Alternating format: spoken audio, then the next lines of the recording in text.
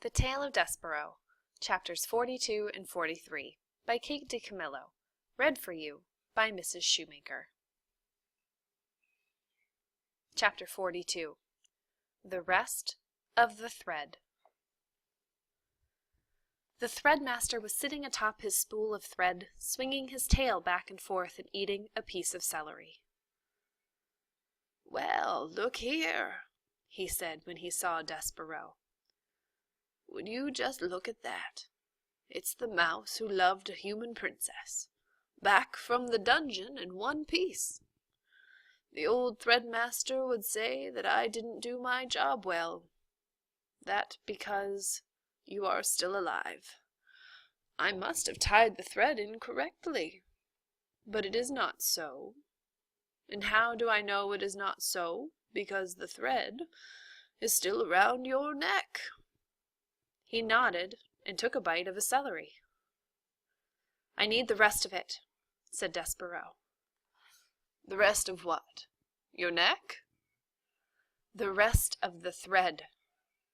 "Well, I can't just hand it over to any old mouse," said the threadmaster. "They say red thread is special, sacred, though I, myself, have, after having spent so much time with it, know it for what it is." "What is it?" said Despereaux. "Thread," said the threadmaster. He shrugged and took another loud bite of celery.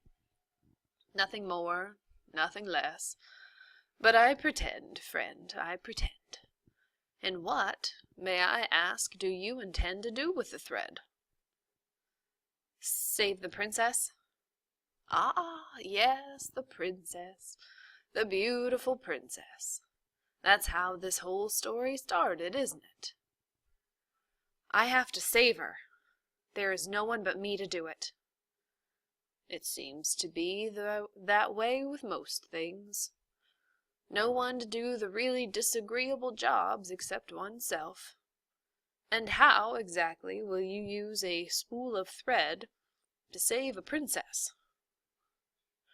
"A rat has taken her and hidden her in the dungeon, so I have to go back to the dungeon. And it's full of twists and turns and hidden chambers." "Like a maze," said the threadmaster. "Yes, like a maze. And I have to find my way to her wherever she is hidden, and then I have to lead her back out again. And the only way to do that is with the thread. Gregory the jailer tied a rope around his ankle so he would not get lost." As the mouse said this, he shuddered, thinking of Gregory and his broken rope, dying, lost in the darkness. "I," said Despereaux, I will use thread." The threadmaster nodded. I see," he said. He took a meditative bite of celery. "You, friend, are on a quest." "I don't know what that is," said Despereaux. "You don't have to know. You just have to feel compelled to do the thing, the impossible, the important task at hand." "Impossible?" said Despereaux. "Impossible," said the threadmaster. "Important." He sat, chewing his celery and staring somewhere past Despereaux, and then suddenly he leapt off the spool. "Well, who am I to stand in the way of a quest?" he said. "Roll her away." "I can have it?" "Yes, for your quest." Despereaux put his front paws up and touched the spool. He gave it an experimental push forward. "Thank you," he said, looking into the eye of the threadmaster. "I don't know your name." "Hovis." "Thank you, Hovis." "There's something else, something that belongs with the thread." Hovis went into the corner and came back with a needle. "You can use it for protection." "Like a sword," said Despereaux. "Like a knight would have." "Yes," said Hovis. He gnawed off a length of thread and used it to tie the needle around Despereaux's waist. "Like so." "Thank you, Hovis," said Despereaux. He put his right shoulder against the spool of thread and pushed it forward again.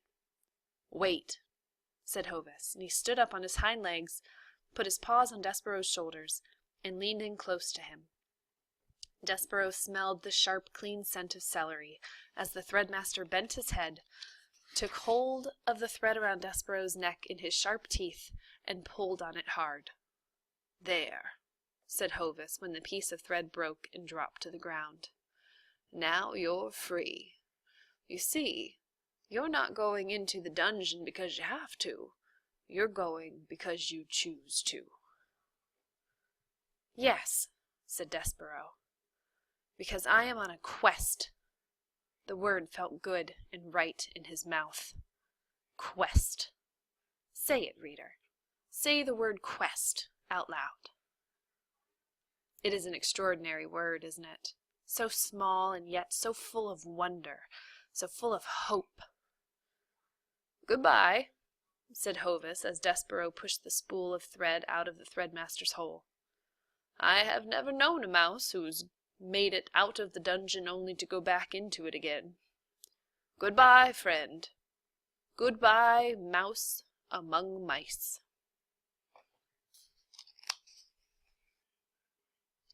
Chapter 43. What Cook was Stirring.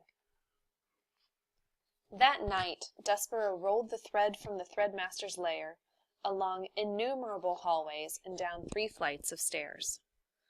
Reader, allow me to put this in perspective for you. Your average house mouse, or casa mouse if you will, weighs somewhere in the neighborhood of 4 ounces. Despereaux, as you well know, was in no way average. In fact, he was so incredibly small that he weighed about half of what the average mouse weighs. 2 ounces. That is all. Think about it. He was nothing but 2 ounces of mouse pushing a spool of thread that weighed almost as much as he did. Honestly, reader, what do you think the chances are of such a small mouse succeeding in his quest? Zip. 0. Nada. Goose eggs. But you must, when you are calculating the odds of the mouse's success, factor in his love for the princess. Love, as we have already discussed, is a powerful, wonderful, ridiculous thing, capable of moving mountains and spools of thread. Even with the love and purpose in his heart, Despereaux was very, very tired when he reached the door to the castle kitchen at midnight. His paws were shaking, and his muscles were jumping, and the place where his tail should have been was throbbing. And he still had a very, very long way to go into the kitchen and down the many stairs of the dungeon, and then through somehow, someway, through a rat-filled darkness of the dungeon itself, not knowing where he was going.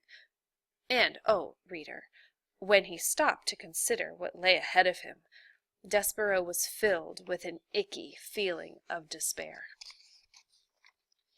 He leaned his head against the spool of thread, and he smelled celery there, and he thought of Hovis, and how Hovis seemed to believe in him and his quest. So the mouse raised his head and squared his shoulders and pushed the spool of thread forward again into the kitchen, where he saw, too late, that there was a light burning. Despereaux froze. Cook was in the kitchen. She was bent over the stove. She was stirring something.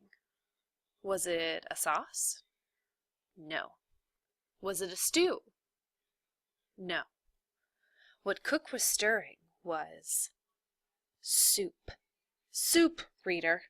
In the king's own castle, against the king's law, right under the king's very nose. Cook was making soup.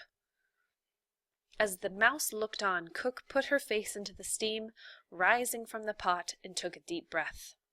She smiled a beatific smile, and the steam rose around her and caught the light of the candle and made a halo over her head.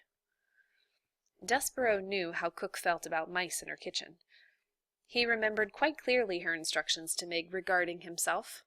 Kill him. The only good mouse is a dead mouse.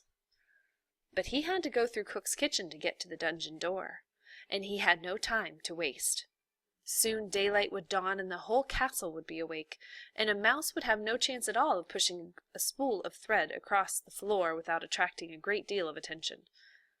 He would have to sneak past the mouse-hating Cook. Now. And so, screwing his courage to the sticking place, Despereaux leaned against the spool of thread and set it rolling across the floor. Cook turned from the stove, a dripping spoon in her hand and a frightened look on her face, and shouted, "Who's there?"